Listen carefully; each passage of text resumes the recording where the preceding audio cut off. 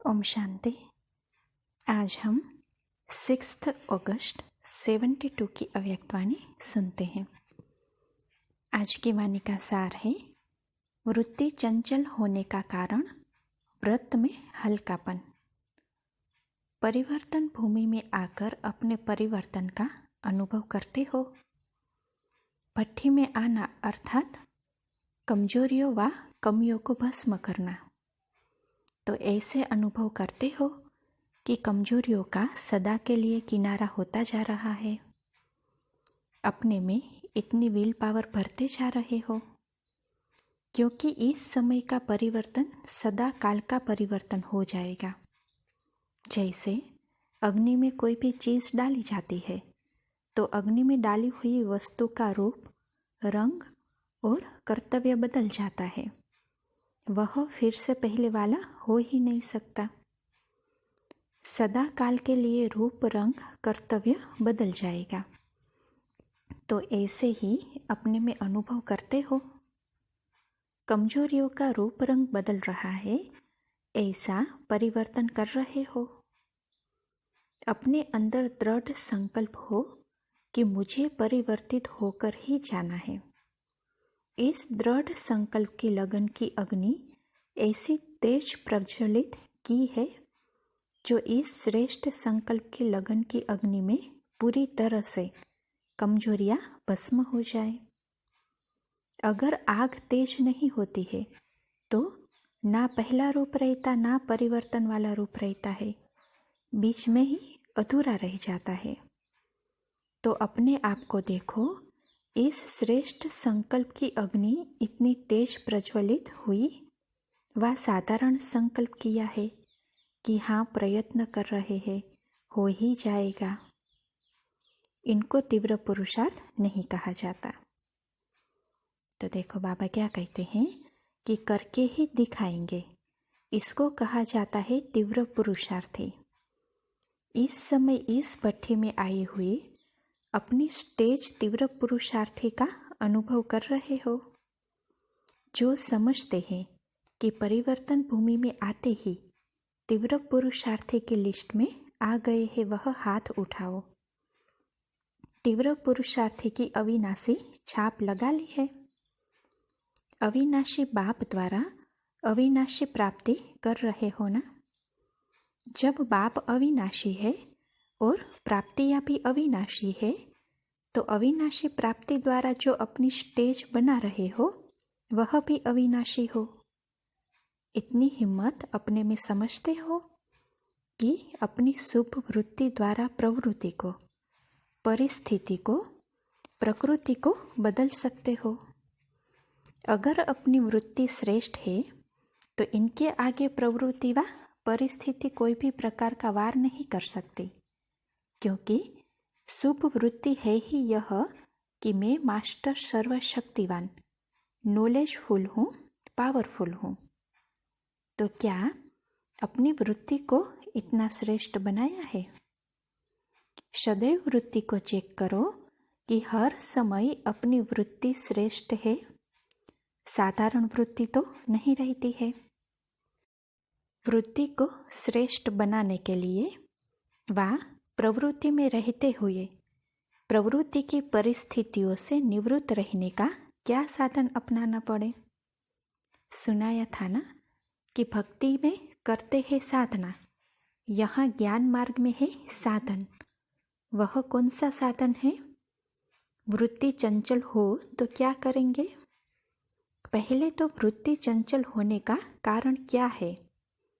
वृत्ति चंचल व साधारण होने का कारण यही है कि जो आने से ही पहला व्रत लेते हो व प्रतिज्ञा करते हो, उनसे नीचे आ जाते हो।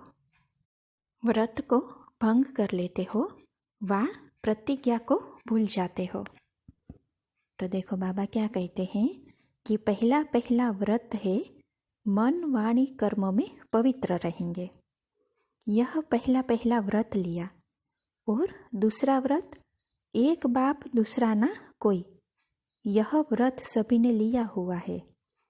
जो व्रत लेकर बीच में छोड़ देते हैं तो भक्ति मार्ग में भी व्रत रख फिर बीच में खंडन कर दे तो इसको क्या कहा जाएगा? पुण्य आत्मा के बदले पाप आत्मा। आपने व्रत कहाँ तक धारण किया है, व्रत को सदा कायम रखा जाता है। भक्त लोगों की अगर जान भी चली जाए तो भी व्रत नहीं तोड़ते। तो जब आप लोगों ने आने से ही व्रत धारण किया तो सदैव स्मृति में रखो। स्मृति से कभी वृत्ति चंचल न होगी। वृत्ति चंचल ना होगी तो प्रवृत्ति व परिस्थिति प्रकृति के कोई भी विघ्नों वश नहीं होंगे।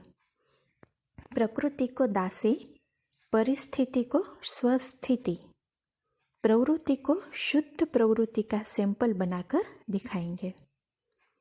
व्रत को हल्का करने से ही वृत्ति चंचल होती है। राखी पर यह प्रतिज्ञा कराएंगे ना कि पवित्र बनो, तो पहले स्वयं को कंगन बांधना पड़े तब दूसरों को भी इस कंगन में बांध सकेंगे। जिनको राखी बांधते हो वह पवित्र बनते हैं, वह व्रत लेते हैं। इतनी हिम्मत भी नहीं रखते, कारण पहले बांधने वाले स्वयं व्रत में रहते हैं। मनसा में कोई भी अपवित्रता अगर आ जाती है तो पूरा व्रत कहेंगे। इस कारण जितनी बांधने वाले में भी कमी है तो जिसको बांधते हो उन्हों के ऊपर भी इतना आपकी पवित्रता के आकर्षण का प्रभाव नहीं पड़ता है। एक रीति रस्म के माफिक सिर्फ संदेश लेते हैं कि इन्हों का यह रहस्य है, व्रत नहीं लेते। क्यों? अपना ही कारण कहेंगे ना। वह कहेंगे कि भाग्य में नहीं है। भाग्य बनाने वाले तो आप हो ना। भाग्य बनाकर ही आओ, वह भाग्य बनाने की इतनी तीव्र प्रेरणा देकर आओ जो आपके पीछे पीछे आकर्षित हो, भाग्य बनाने बिना रह न सके। इतनी आकर्षण वाली है ना। रिवासी आत्माओं के लिए भी मिसाल देते हैं कि फलाने के 2 शब्द में इतनी शक्ति थी जो उनके पीछे सभी लोग भागते रहते। उन्हों के आगे आप कितनी श्रेष्ठ आत्माएं हो। आजकल के जो महात्माएं गाए जाते हैं वह आप लोगों की प्रजा के भी प्रजा सदस्य नहीं है, क्योंकि स्वर्ग के अधिकारी तो नहीं बनते हैं ना। आपकी प्रजा की भी जो प्रजा होगी वह स्वर्गवासी तो होंगे ना। स्वर्ग के सुख का अनुभव तो करेंगे ना। यह तो स्वर्ग में आ ही नहीं सकते। तो जब इतनी श्रेष्ठ आत्माएं हो तो कोई विशेष कर्तव्य करना चाहिए ना। आप लोगों के एक एक बोल में इतनी शक्ति होनी चाहिए जो जैसे कि अनुभवी मूर्त होकर बोलते हो। आप बोलते जाओ और वह अनुभव करते जाएं। आजकल के जो सो कॉल्ड महात्माएं, पंडित आदि है, तब उन्हों में भी अल्पकाल भी इतनी शक्ति है, तो आप मास्टर सर्वशक्तिमान के एक एक बोल में कितनी शक्ति होनी चाहिए। एक एक बोल के साथ किसी को अनुभव कराते जाओ। जैसे किसी को पहला पाठ देते हो, आप आत्मा हो, बोल के साथ उन्हों को अनुभव कराते जाओ। यही तो विशेषता है। ऐसे ही भाषण करना वह तो लोग भी करते हैं। उस रीति से बोलना यह वह भी करते हैं, लेकिन अन्य लोग नहीं कर सकते हैं, वह श्रेष्ठ आत्माएं कर सकते हो। वह अंतर ही इसमें है। तो यह विशेषता प्रैक्टिकल में दिखाई दे, वह कैसे होगी? तो देखो बाबा क्या कहते हैं कि जब अपने में सर्व विशेषताओं को धारण करो। अपने आप में भी अगर विशेषता को धारण नहीं किया है तो औरों को भी धारणा मूर्त नहीं बना सकते हो। इसलिए वृत्ति को श्रेष्ठ बनाओ। बाप दादा के सन्मुख जो व्रत लिया है उसमें सदा कायम रहो। फिर देखो रिजल्ट क्या निकलती है। जब व्रत लिया है कि एक बाप दूसरा ना कोई, तो फिर बुद्धि क्यों जाती है? यह व्रत लिया है क्या कि दूसरे से सुनेंगे? तुम ही से सुनेंगे, तुम ही से बोलेंगे, यह व्रत लिया है। तो फिर दूसरी आत्माओं के तरफ चंचल वृत्ति से देखते ही क्यों हो वा सुनते ही क्यों हो? जो बाप से सुना है वही बोलना है। फिर और शब्द वा व्यर्थ बातें कैसे कर सकते हो? यह तो व्रत को तोड़ना हुआ ना। जब आत्मा अभिमानी हो रहने का व्रत लिया है तो फिर देह को देखते ही क्यों हो? यह व्रत को तोड़ना हुआ ना। अमृत वेले से लेकर अपने आप को चेक करो कि जो व्रत लिया है उस पर चल रहे हैं। संकल्प क्या करना है, वाणी में क्या बोलना है, कर्म करते हुए कैसे कर्मयोगी की स्थिति रहेगी, यह व्रत लिया है ना। प्रवृत्ति में रहते कमल पुष्प समान रहेंगे, यह भी व्रत लिया है ना। जो कमल फूल समान होगा वह परिस्थितियों के वश हो सकता है क्या? वह तो न्यारा और प्यारा होना चाहिए। अगर श्रेष्ठ वृत्ति में स्थित हो तो कोई भी वायुमंडल वाइब्रेशन आदि डगमग कर सकते हैं क्या? वृत्ति से ही वायुमंडल बनता है। अगर आपकी वृत्ति श्रेष्ठ है तो वृत्ति के आधार से वायुमंडल को शुद्ध बना सकते हो। इतनी पावर है, वाह वायुमंडल की पावर तेज है। जिस समय भी कोई वायुमंडल के वश हो जाते हैं, एक होता है मनसा में कमजोरी आई और वहाँ ही उसको समाप्त करना। लेकिन वर्णन भी करते हो, क्या करे वायुमंडल ऐसा है, वायुमंडल के कारण मेरी वृत्ति चंचल हुई। जब यह शब्द बोलते हो उस समय अपने को क्या समझते हो? उस समय कौन सी आत्मा हो? तो देखो बाबा क्या कहते हैं कि कमजोर आत्मा, अपने आप को भूले हुए हो। लौकिक रूप में भी कोई अपने आप को भूलता है क्या? मैं कौन हूँ, किसका बच्चा हूँ, मेरा ऑक्यूपेशन क्या है? अगर यह किसी को भूल जाए तो सभी हंसेंगे ना। उस समय अपने को देखो, क्या हम अपने को, अपने बाप को, अपने पोजीशन को भूल गया? इस व्रत को अब पक्का करो, फिर देखो कैसे सदा के विजयी होते हैं। कोई भी बात हिला नहीं सकेगी। इस व्रत को बार बार अपने बुद्धि में रिवाइज करो कि कौन सी प्रतिज्ञा बाप से की है, कौन सा व्रत लिया है, तो फिर यह व्रत रिफ्रेश होगा, स्मृति में रहेगा।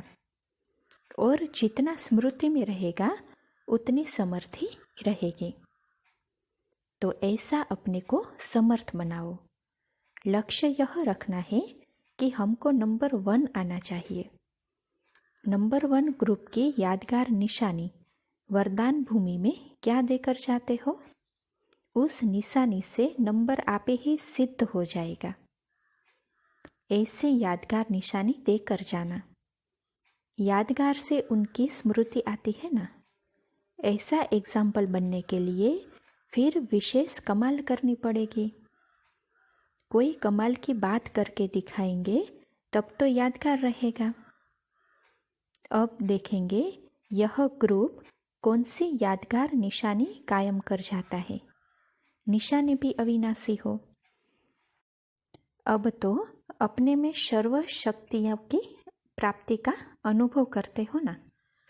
धारणा मूर्त का पेपर तो यहाँ हो जाता है, बाकी प्रैक्टिकल पेपर परिस्थितियों को सामना करने का वह फिर वहाँ जाकर देना होता है।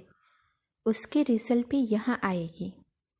ऐसा प्रैक्टिकल पेपर देना जो सभी महसूस करे कि इनमें तो बहुत परिवर्तन है। हिम्मत रखने से मदद स्वतः ही मिलती है। हिम्मत में कुछ जरा सा भी कमी होती है तब मदद में भी कमी पड़ती है। कई समझते हैं मदद मिलेगी तो करके दिखाएंगे, लेकिन मदद मिलेगी ही हिम्मत रखने वालों को। पहले हिम्मत दे बच्चे, फिर मदद दे बाप है। हिम्मत धारण करो तो आपकी 1 गुना हिम्मत बाप की 100 गुना मदद। अगर एक भी कदम ना उठावे तो बाप भी 100 कदम ना उठाएंगे। जो करेगा वो पाएगा। हिम्मत रखना अर्थात करना।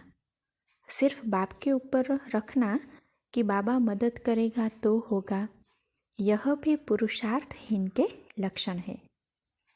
बाप दादा को मालूम नहीं है कि हमको मदद करनी है। क्या आपके कहने से करेंगे? जो कहने से करता है उसको क्या कहा जाता है? जो स्वयं दाता बनकर कर रहे हैं उनको कह करके कराना, यह इंसल्ट नहीं है।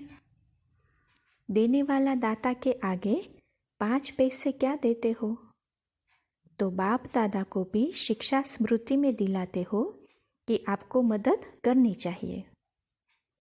यह संकल्प कब ना रखो, यह तो स्वतः ही प्राप्त होंगे।